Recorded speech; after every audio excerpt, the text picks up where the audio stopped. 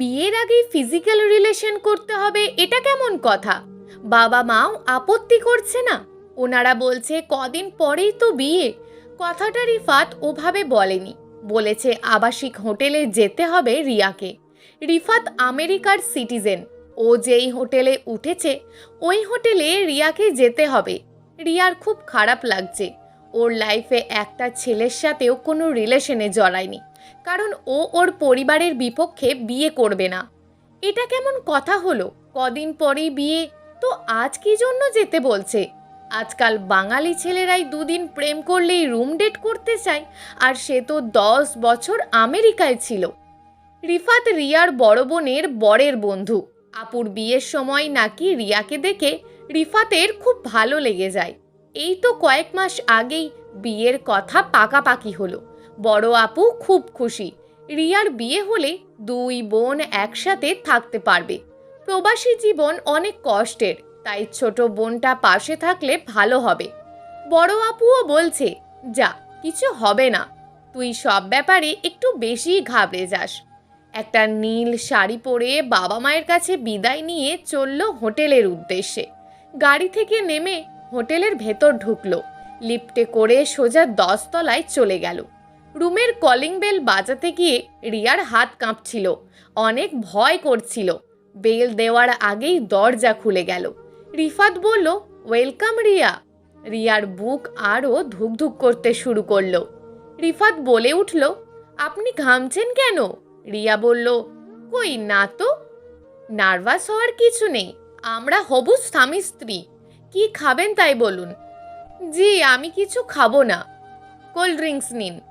রিয়া সোফায় বসলো। রিফাত ওর কাছাকাছি যাচ্ছে, একদম ঠোঁটের কাছাকাছি। রিয়া চোখ বন্ধ করে ফেলল, আর অমনি হা হা করে হেসে উঠল রিফাত। আমাকে অতটা নীচ ভাববেন না, আমি মেয়েদের সম্মান করতে জানি।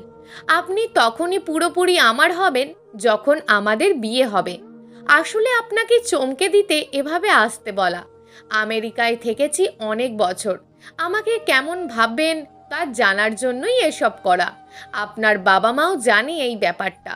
আপনি অনেক আনইজি ফিল করছেন। ওকে, চলুন এখন যাওয়া যাক। রিয়া উঠে দরজা খুলতে যাবে, এমন সময় হাত ধরে একটানে রিফাত বুকের সামনে নিয়ে আসলো। রিয়ার চুলগুলো সরিয়ে একটা ডায়মন্ডের হার পরিয়ে দিল। রিয়া তো অবাক, একটা থ্যাঙ্কস দিয়ে দৌড়ে চলে এলো। বাসায় এসে আয়নায় নিজেকে দেখছে, ভালোই মানিয়েছে। রিফাতকে যতটা বাজে ভেবেছিল তা নয়, বরং ওর এই রোম্যান্টিকতা রিয়াকে মুগ্ধ করেছে, ওকে ভালোও বেসে ফেলেছে। বিয়ের দিন চলে আসলো, বিয়েও হলো। বাসর রাত রিয়া অপেক্ষা করছে তার স্বামীর জন্য, যার সাথে তার একটু আগে বিয়ে হয়েছে। রিয়া চায় একজন পারফেক্ট বউ হতে। রিফাত এলো রুমে, কিছুই বলছে না। রিয়া অনেক সময় পর অপেক্ষা করে বলল, আপনার শরীর ঠিক আছে তো? কপালে হাত দিতে যাবে এমন সময় ঠাস করে একটা চর দিল। রিয়া হতবাক। রিয়ার দুই গাল জোরে চাপ দিয়ে বলল, আমরা কাল রাত 8টার ফ্লাইটে আমেরিকা যাব। রিয়া বলল, না, আমি যাব না। রিফাত বলল, তোর বাপ যাবে। চুলের মুঠি ধরে বিছানায় ফেলে দিল, বলল, এই কথা যদি কেউ জানতে পারে তবে তোর খবর আছে। রিয়া কিছুই বুঝল না রিফাত কেন এমন করছে, চুপ করে কাঁদতে লাগলো। রিয়ার মুখ ভার দেখে মা অনেকবার জানতে চেয়েছে, কিন্তু রিয়া কিছু বলেনি, কারণ একথা শুনলে বাবা অনেক কষ্ট পাবেন। এমনি ওনার হার্টের অসুখ। প্লেনে ওঠবার সময় খুব কান্না পাচ্ছিল রিয়ার। এ কোন মানুষের সাথে দেশ পার করছে, যে কিনা বাসর রাতেই তাকে মারধর করে। চলে এলো আমেরিকায়, খুব সুন্দর রাস্তাঘাট, খুব পরিষ্কার, কোনো জ্যাম নেই। রিফাতের বাড়িটাও খুব সুন্দর। রিয়া ফ্রেশ হয়ে নুডলস রান্না করে রিফাতকে ডাকতে গেল, যা দেখলো ওর মাথা ঘুরে গেল। রিয়ার ছবিতে রিফাত একটা একটা করে তীর ছুঁড়ছে। রিয়া হতবাক হয়ে গেল। তাহলে কি রিফাত তাকে খুন করতে চায়? এই দূর দেশে ওকে মেরে ফেললেও কেউ জানবে না, কিন্তু কেন এত ঘৃণা রিয়ার ওপর? ও জানতেই পারল না। রিয়া দরজা নক করলো খেতে আসেন বলে। তুই খেয়ে শুয়ে পড়, আমার চিন্তা তোকে করতে হবে না। রিয়ার মুখ দিয়ে খাবার গলায় নামছে না, তারপরেও অল্প একটু খেয়ে বিছানায় শুয়ে পড়ল। রিফাত আস্তে আস্তে একটা বালিশ নিয়ে রিয়ার মুখের ওপর ধরে চাপ দিল। রিয়ার দম বন্ধ হয়ে যাচ্ছে, ও খুব হাত পা ছড়াছড়ি করছে। সেদিকে রিফাতের কোনো খেয়াল নেই। রিয়ার লাফ দিয়ে উঠে পড়ল। ও স্বপ্ন ছিল। রিয়া উঠে এক গ্লাস পানি খেলো, কান্নার শব্দ শুনতে পেল। গিয়ে দেখল রিফাত কাঁদছে।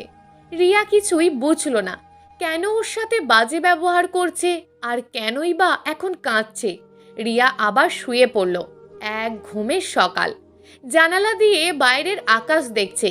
কত স্বপ্ন ছিল, আমেরিকা আসবে, স্বামীর সাথে কত এনজয় করবে, ঘুরে বেড়াবে, কিন্তু তা আর হলো না। রিফাত উঠে গেছে, ও শাওয়ার নিচ্ছে। রিয়া একটা কালো শার্ট বের করে রাখলো, নাস্তা রেডি করলো।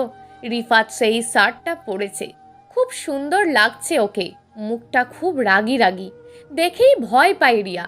ওরা নাস্তা খাচ্ছে, এর মধ্যে কলিং বেল বেজে উঠল। রিফাত গেল দরজা খুলতে। রিয়ার বড় বোন রূপা এসেছে। রিয়াকে জড়িয়ে ধরে কেঁদে দিল। কতদিন পর দেখা তোর সাথে, আজ 5 বছর হতে চলল। বাবা মা কেমন আছে রে? ভালোই আছে আপু, তুই কেমন আছিস তাই বল। আছি রে, ভালোই। আচ্ছা আপি চল, বেডরুমে গিয়ে কথা বলি। চল। এই তোমরা দুজন এখানে গল্প করো, রিফাত আর নিখিলকে বলল। আচ্ছা আপি, তুই কতদিন যাবৎ চিনিস রিফাতকে? 5 বছর ধরেই, এখানে এসেই পরিচয়। আমাদের বাসায় খুব যেত। তোর ভাইয়া বিয়ের কথা বলতেই বলল, আপনার সেলিকাকে করলে কেমন হয়। নিখিল ওকে অনেক দিন ধরে চেনে। আমাদের বিয়েতে ও নাকি গিয়েছিল, তখনই তোকে দেখেছে। আমিও দেখলাম ভালো ছেলে, আগে পিছে কেউ নেই, বাবা মা মরে গেছে ছোটবেলায়, চাচা চাচির কাছে মানুষ। কেন রে? রিয়া কিছু বলার আগে রিফাত বলল, এই শুনে যাও। রিয়া কাছে গেলে ওর হাত ধরে অন্য রুমে গিয়ে বলল, এই শোন, ওরা যেন কিছু বুঝতে না পারে, ওদের সামনে তুমি করে কথা বলবি। আচ্ছা, ব্যথা পাচ্ছি, ছাড়ুন। রিয়া হাত ডলতে ডলতে রূপার কাছে আসলো। কথা এড়িয়ে অন্য অনেক গল্প করতে লাগলো। 2 বোন মিলে রান্না করলো, সবাই একসাথে খাওয়া দাওয়া করলো।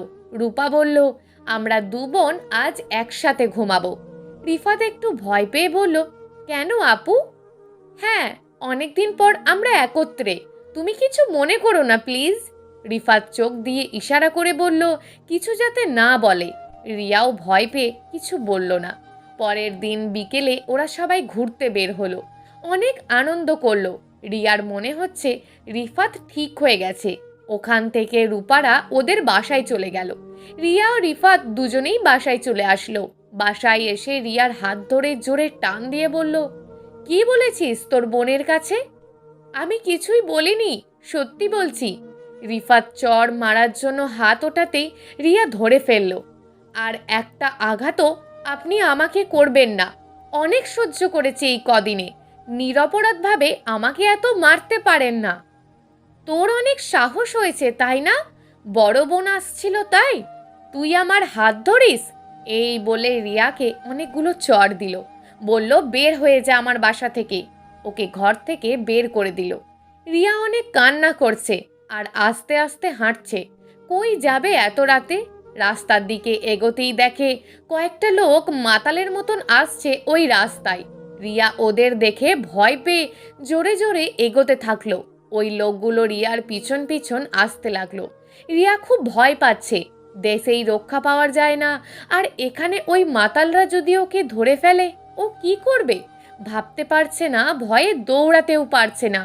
আর ও কিছু চেনেও না, পিছন দিকে না তাকিয়ে সামনে এগোতে থাকলো। এর মধ্যে পিছন থেকে কে যেন হাত ধরলো। ও ছাড়ুন বলে পিছন দিকে তাকিয়ে ভয়টা কমে গেল। এ যে রিফাত, তার মানে মনে ঠিকই জায়গা আছে কিন্তু প্রকাশ করে না। ওর হাত ধরে টেনে বাসায় নিয়ে গেল। রিয়া ভয়ে কাঁপছে, কোনো কথা বের হচ্ছে না। বাইরে স্নোফল হচ্ছিল, তাই ঠান্ডাতে এমন করছে রিয়া। রিয়াকে চাদর দিয়ে চেপে ধরেছে যাতে শরীরটা জলদি গরম হয়ে যায়। ওকে জড়িয়ে ধরল। রিফাতও রিয়ার পিঠে হাত বুলিয়ে দিল। রিয়া বলল, তুমি কি করে আমাকে এত রাতে বের করে দিতে পারলে? যদি কিছু হয়ে যেত, ওরা যদি আমার ক্ষতি করত? আমি থাকতে তোর ক্ষতি অন্য কেউ করবে তা হতে পারে না। রিয়া রিফাতের পা জড়িয়ে ধরল। প্লিজ বলো, আমার অপরাধটা কি? কেন আমাকে বিয়ে করে এত কষ্ট দিচ্ছ? তোকে তিল তিল করে মারার জন্য। তোকে যত কষ্ট দিই ততই আমার শান্তি। আমার অপরাধটা কি? তোকে যে কতবার আমার মেরে ফেলতে মন চায়, কিন্তু তোর মুখের দিকে তাকালে কেমন যেন মায়ায় পড়ে যায়।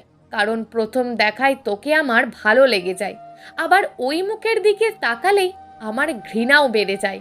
তবুও শুনতে চাইছিস? শোন, আমার বাবা মা মারা গেছে। একটা ছোট বোন আমার হাতে তুলে দিয়ে গেছে।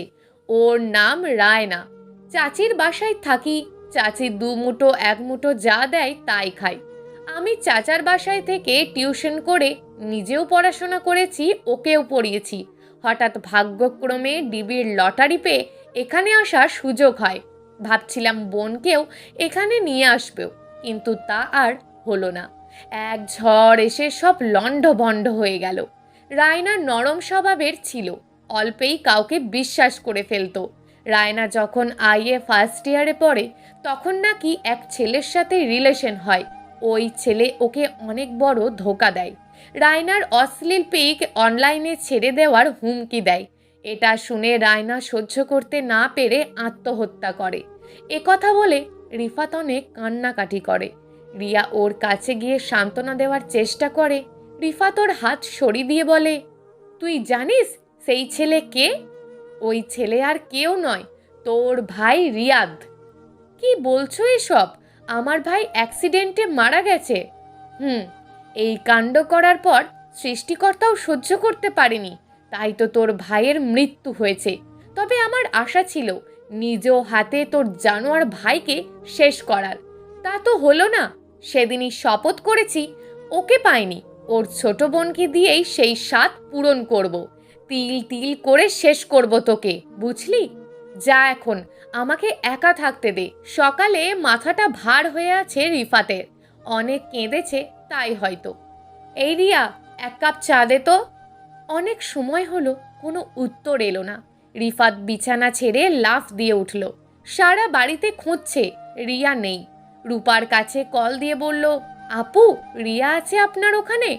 না তো, ও তো চেনেই না, এখানে আসবে কি করে? আচ্ছা আচ্ছা, আমি খুঁজে দেখছি। রিফাতের মাথা ঘুরছে, কিচ্ছু চেনে না, কোথায় গেল মেয়েটা? হঠাৎ ফোন বেজে উঠল। রিফাত ফোন ধরল। রিয়ার বাবা ফোন করেছে। রিফাত সালাম দিল। রিয়ার বাবা বলল, রিফাত, বাবা রিয়া দেশে এসে পড়েছে, তোমাকে না বলে আসছে, তাই কথা বলতে ভয় পাচ্ছে।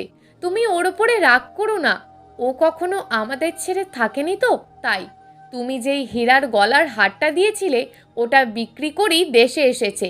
নাও কথা বলো।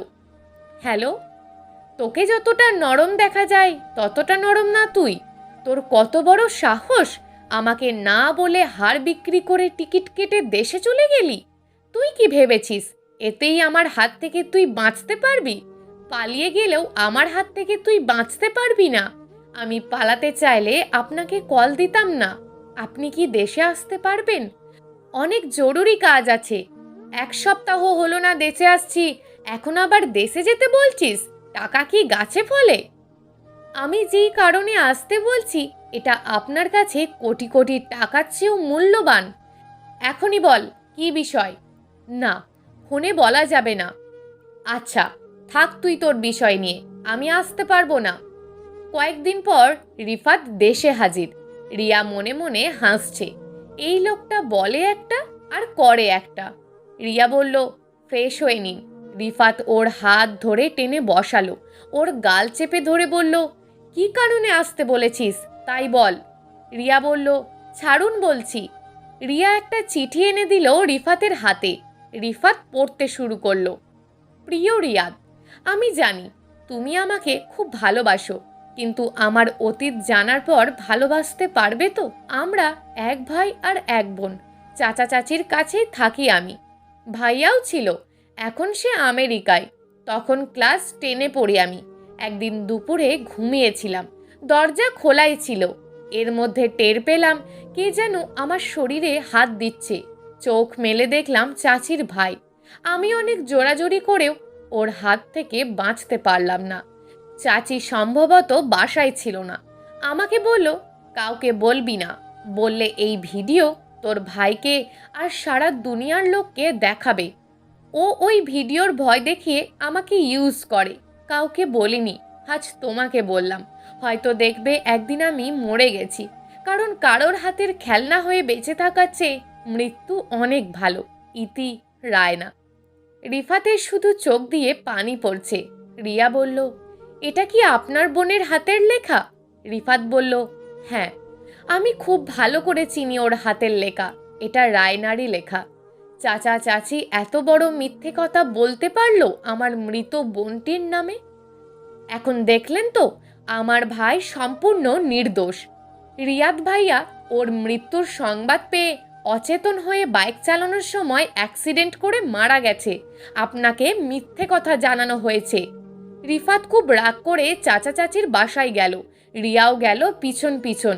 রিফাতের চাচা সব কথা স্বীকার করে নিল। হায় রে চাচা, আপনি তো আমার বাবার ভাই, কি করে পারলেন আমার কাছে সত্যি লুকাতে? তুই টাকা পাঠানো বন্ধ করে দিবি, তাই তোর চাচি কসম দিয়ে নিষেধ করেছে আমাকে।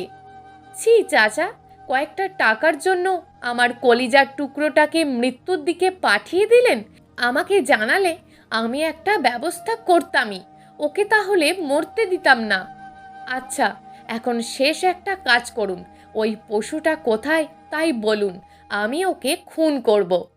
না না, রাগটা কমিয়ে শান্ত হন। ওই চিঠিটার সাহায্যে ওকে পুলিশে ধরিয়ে দেওয়া যাবে। চাচা বলল, ও ঠিক বলেছে বাবা, পুলিশে ধরিয়ে দাও, আমি ঠিকানা দিচ্ছি। ওই শয়তানটাকে পুলিশে ধরে নিয়ে গেল। আমি আপনার ঘর করি আর নাই করি, আমার ভাইকে নির্দোষ প্রমাণ করে আর অপরাধীকে শাস্তি দিতে পেরেছি, এতেই শান্তি। এক কথা বলে রিয়া বাসায় চলে আসলো। মা বলল, জামাই আসলো না? রিয়া কিছু না বলে রুমে চলে গেল। কিছুক্ষণ পর রিফাত আসলো। এসেই রিয়ার রুমে গিয়ে দরজা লাগিয়ে দিল। রিয়ার পা ধরে বলল, আমাকে মাফ করে দেওয়া যায় না? জানি আমি অনেক বড় ভুল করেছি, তাও তোমার মন অনেক বড়। পারবে কি আমাকে ক্ষমা করে স্বামী হিসাবে গ্রহণ করতে? অনেক সময় ধরে রিয়া কিছু বলছে না, তাই রিফাত উঠে চলে যাচ্ছিল। এমন সময় রিয়া বলল, মাফ করতে পারি এক শর্তে। কি শর্ত বলো? আমাকে সারা জীবন ভালোবেসে এই বুকে আগলে রাখতে হবে, আর আমার গায়ে হাত তুলতে পারবেন না। এই কয়দিন যেই মার খেয়েছি, আমার লাইফেও এত মার খাইনি। এ কথা বলে আমাকে আর লজ্জা দিও না। আজ কথা দিচ্ছি, এই বুকেই আগলে রাখবো সারা জীবন, কখনো সরাবো না। এই বলে রিয়াকে টান দিয়ে তার নিঃশ্বাসের সাথে বুকে জড়িয়ে নিল। প্রিয় দর্শক, এই গল্পটা আপনাদের কেমন লাগলো তা অবশ্যই একটি কমেন্ট করবেন। আর যদি গল্পটা আপনাদের ভালো লেগে থাকে তাহলে ভিডিওটিতে একটি লাইক করে দেবেন, এবং এই ধরনের ভিন্ন স্বাদের গল্প শোনার জন্য চ্যানেলটিকে অবশ্যই সাবস্ক্রাইব করে আমাদের সঙ্গে যুক্ত থাকুন।